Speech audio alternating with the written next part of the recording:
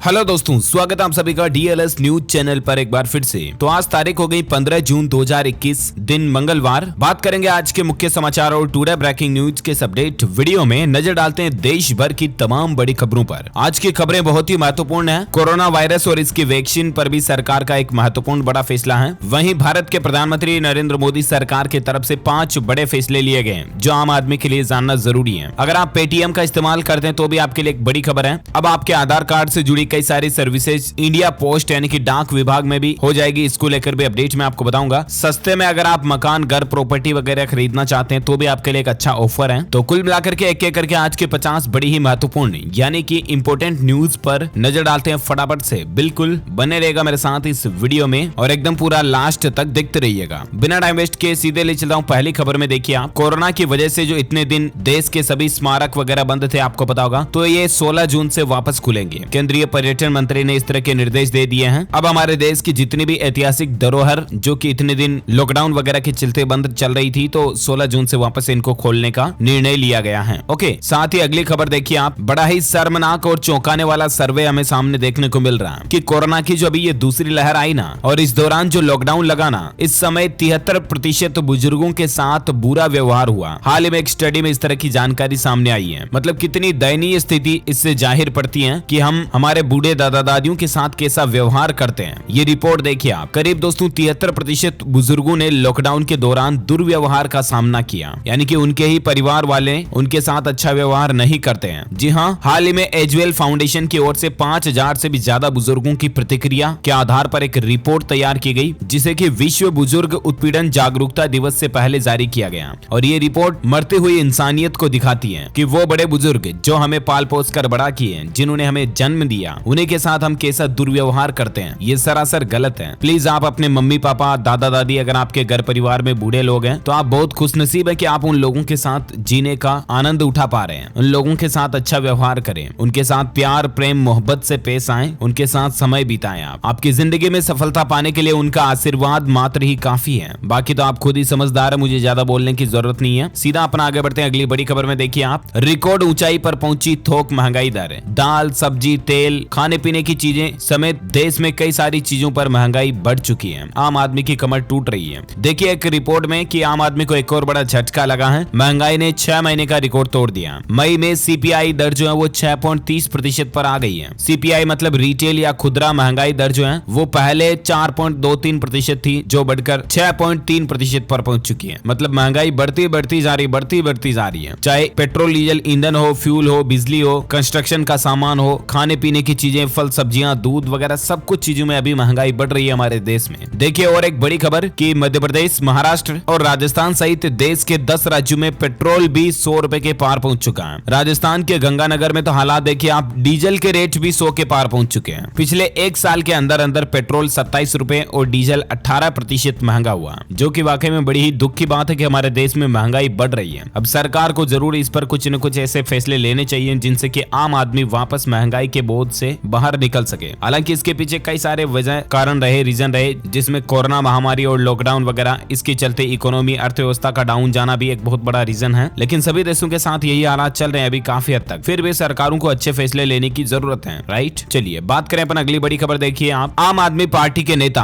अरविंद केजरीवाल ने बड़ी घोषणा कर दी है कि गुजरात विधानसभा चुनाव 2022 में सभी 182 सीटों पर आम आदमी पार्टी भी चुनाव लड़ेगी। और उनका तो यह कहना है कि सभी सीटों पर उन्हीं की पार्टी जीतेगी भी। देखते हैं, रिजल्ट तो वक्त ही बताएगा, चुनावी नतीजे। फिलहाल अपन बात करें अगली बड़ी खबर में। देखिए आप, पंजाब नेशनल बैंक देने जा रहा सस्ता घर खरीदने का मौका। 15 जून को पंजाब नेशनल बैंक जो है ना, पीएनबी, वो कई सारे मकान, जमीन, प्रॉपर्टीज नीलाम करने जा रहा। दरअसल जो लोग अपनी संपत्ति जैसे कि मकान, प्लॉट, जमीन के एवज में बैंक से लोन जो लेते हैं ना, अगर वो लोन नहीं चुका पाते तो फिर बैंक क्या करता है, उनकी जमीन संपत्तियों को बेचेगा, जाहिर सी बात है, तो नीलाम करता है। इसी तरह से पंजाब नेशनल बैंक जो है ना, देश भर में अलग अलग जगहों पर हजारों से भी ज्यादा प्रॉपर्टीज, कॉमर्शियल प्रॉपर्टीज भी शामिल है, उसमें रेजिडेंशियल प्रॉपर्टीज भी शामिल है। 12,000 से ज्यादा तो रहने के लायक यानी कि घर बार वाली रेजिडेंशियल प्रॉपर्टीज है। 2800 लगभग 3000 के समथिंग कॉमर्शियल प्रॉपर्टी है। 1400 इंडस्ट्रियल प्रॉपर्टी है। 101 एग्रीकल्चर प्रॉपर्टी भी है। तो इनको आप भी नीलामी के जरिए सस्ते में खरीद सकते हैं। अब ये ई विक्रय नीलामी जो है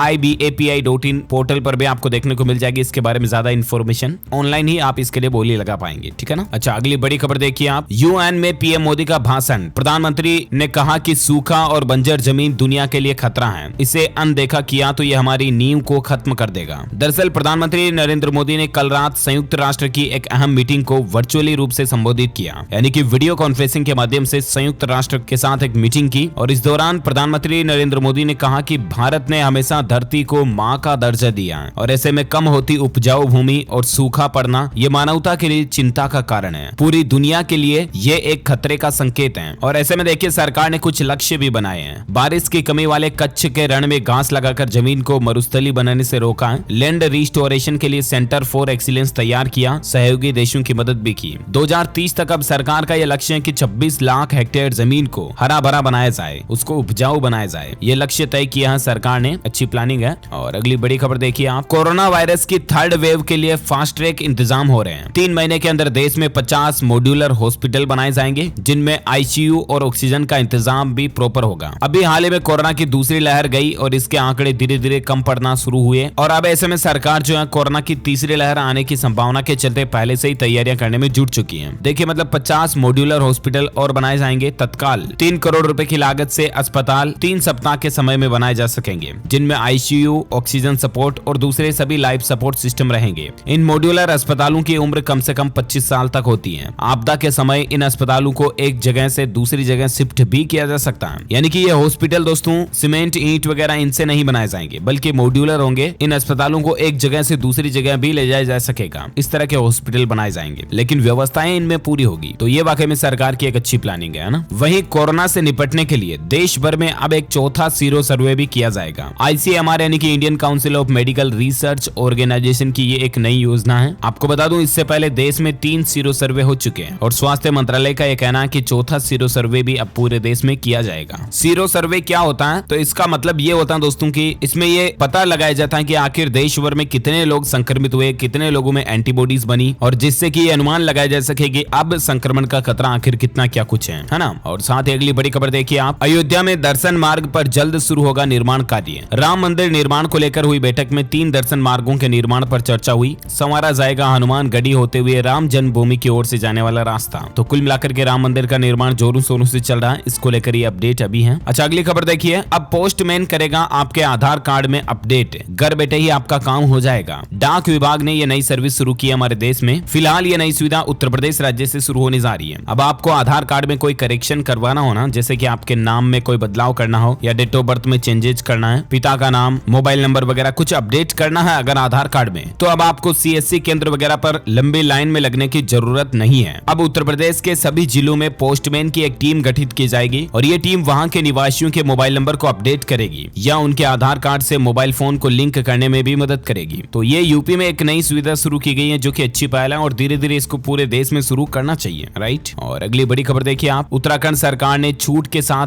22 जून तक कोरोना कर्फ्यू को बढ़ा दिया। 4 धाम यात्रा की अनुमति दी है, लेकिन यहाँ पर उत्तराखंड में भी 22 जून तक एक बार फिर से लॉकडाउन बढ़ चुका है, यूं समझ लीजिए आप। हालांकि 1 जुलाई तक भी लॉकडाउन बढ़ने को लेकर एक बड़ी खबर आ रही है। कौन से राज्य में बढ़ा और क्या रूल्स रेगुलेशंस के साथ में मैं आपको आगे कोरोना अपडेट्स में बताऊंगा। फिलहाल देखिए आप अगली खबर कि अब आप पेटीएम से भी कर सकेंगे कोरोना वैक्सीनेशन के लिए बुकिंग। कंपनी ने ऐलान कर दिया। जी हाँ, कोरोना वैक्सीन का स्लॉट बुकिंग अब आप अपने पेटीएम के जरिए भी कर पाएंगे। कंपनी ने वैक्सीनेशन अपॉइंटमेंट के प्रोसेस को आसान बनाने के लिए ये कदम उठाया है और पेटीएम ने वैक्सीन स्लॉट बुक करने की सुविधा को लॉन्च कर दिया। ठीक है ना। अब आप अपने मोबाइल में ही पेटीएम के जरिए अपना वैक्सीन अपॉइंटमेंट बुक कर पाओगे। पेटीएम ऐप के माध्यम से आपको कोवैक्सीन और कोविशील्ड दोनों ही वैक्सीन के लिए सर्च करके स्लॉट बुक करने का ऑप्शन मिल जाएगा। ओके। और साथ ही अगली खबर देखिए आप, कुछ एजुकेशन न्यूज में आपको बता दूं, पंजाब बोर्ड ने 12वीं की प्रैक्टिकल परीक्षा का शेड्यूल जारी कर दिया। PSEB 12th board exam practical schedule जो है अनाउंसमेंट किया जा चुका है। आप बोर्ड की ऑफिशियल वेबसाइट www.pseb.ac.in पर जाकर के डाउनलोड कर लीजिएगा। अच्छा एजुकेशन पर और एक खबर देखिए दोस्तों, मध्य प्रदेश में स्कूल शिक्षा विभाग जो है ना, वो अब स्टूडेंट्स को व्हाट्सएप पर भेजेगा ऑडियो और वीडियो लर्निंग कंटेंट, क्योंकि अभी कोरोना के चलते लॉकडाउन वगैरह लग रहा है तो अभी तक भी स्कूलें प्रॉपर खुली नहीं है। तो ऐसे में पढ़ने लिखने की सामग्री जो है ना, मध्य प्रदेश में अब बच्चों को व्हाट्सएप पर मिल जाएगी ऑडियो वीडियो के फॉर्मेट में। इसको लेकर देखिए आप, शिक्षा विभाग की ओर से नोटिफिकेशन भी जारी किया गया है। अच्छा मध्य प्रदेश को लेकर और एक खबर देखिए, मध्य प्रदेश के मुख्यमंत्री शिवराज ने ऐलान किया है कि हम बदलेंगे एमपी की तस्वीर, हर महीने 1 लाख युवाओं को रोजगार भी देंगे। कोरोना संक्रमण से नियंत्रित होने के बाद अब एमपी सरकार का पूरा ध्यान रोजगार और अर्थव्यवस्था को वापस गति देने पर है। इसके लिए कई कदम उठाए जाएंगे। प्रदेश में प्रति महीने 1 लाख युवाओं को रोजगार देने की एक कार्य योजना भी तैयार की जाएगी, जिसमें सरकारी नौकरियों के साथ साथ प्राइवेट क्षेत्र में भी रोजगार के अवसर दिलाने की कोशिश होगी। तो ये मध्य प्रदेश सरकार जो इस तरह की प्लानिंग बना रही है, अच्छी योजना है वाकई में। चलिए अगली खबर देखिए। तमिलनाडु राज्य में एक नई पहल देखिए आप, अब महिलाएं भी बन सकेंगी मंदिरों में पुजारी। आगम शास्त्र की ट्रेनिंग कोर्स भी ऑफर करेगी राज्य सरकार। दरअसल तमिलनाडु राज्य में अब महिलाएं भी मंदिर में पुजारी बन सकती हैं। हाल ही में राज्य सरकार ने कहा कि वह पुरोहितों के रूप में महिलाओं की नियुक्ति पर भी विचार करेगी। राज्य के धार्मिक और धर्मार्थ सहायता विभाग के मंत्री शेखर बाबू ने इस बारे में जानकारी देते हुए बताया कि जो महिलाएं मंदिरों में पुजारी बनना चाहती हैं, वो इसके लिए आवेदन भी कर सकती हैं। इसके लिए उन्हें जरूरी शिक्षा या ट्रेनिंग भी दी जाएगी। तो ये महिलाओं और पुरुषों के बीच भेदभाव को मिटाने की एक और अच्छी पहल है तमिलनाडु गवर्नमेंट की। अच्छा अगली खबर देखिए दोस्तों, क्योंकि आपको पता होगा हाल ही में इनकम टैक्स डिपार्टमेंट का एक नया पोर्टल लॉन्च किया गया था, जो कि अभी अच्छे से काम नहीं कर रहा, राइट। तो ऐसे में इनकम टैक्स की नई वेबसाइट में दिक्कतों को देखते हुए अब इनकम टैक्स डिपार्टमेंट ने टैक्स पेयर्स को राहत दी है और अब आप मैन्युअली भी फॉर्म जमा करा पाएंगे। ऑनलाइन का ही ठेका नहीं है, समझे ना। पोर्टल नहीं चल रहा तो छोड़ो, कोई दिक्कत नहीं। अब